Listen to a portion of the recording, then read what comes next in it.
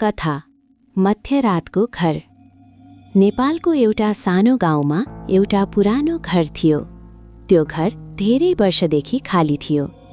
गाउँका मानिसहरू भन्थे त्यो घरमा राति अचम्मका आवाज आउँछन्, त्यसैले कोही पनि त्यहाँ जान डराउँथे।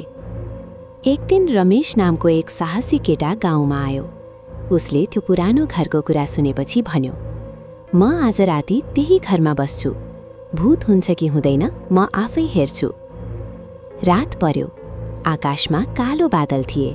हावा पनि चिसो चलिरहेको थियो। रमेश टर्च लिएर पुरानो घरभित्र पस्यो।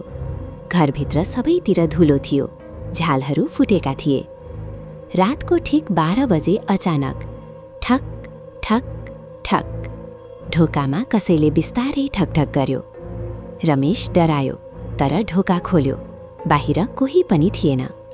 ऊ फर्केर बस्न लाग्दा पछाडिबाट कसैले बिस्तारै भन्यो, तिमी यहाँ किन आयौ? रमेश तुरुन्तै फर्कियो। कोही थिएन, तर माथिल्लो तल्लाबाट पाइला चाल्ने आवाज आयो। ठक ठक ठक। ऊ बिस्तारै भर्याङ चढ्दै माथि गयो। त्यहाँ एउटा पुरानो कोठा थियो। ढोका आफै बिस्तारै खुल्यो। कोठाभित्र एउटा पुरानो ऐना थियो। रमेशले ऐनामा हेर्दा आफ्नो पछाडि सेतो कपडा लगाएको एउटी डरलाग्दो आकृति देख्यो। तर जब ऊ फर्कियो त्यहाँ कोही पनि थिएन।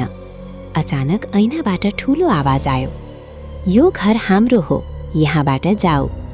रमेश डरले काँप्दै तुरुन्तै घर बाहिर भाग्यो। त्यस रातपछि उसले कहिल्यै त्यो घरतिर फर्केर हेरेन। आज पनि गाउँका मानिसहरू भन्छन्, मध्यरातमा त्यो पुरानो घरबाट अझै पनि आवाज आउँछ। ठक ठक ठक। समाप्त।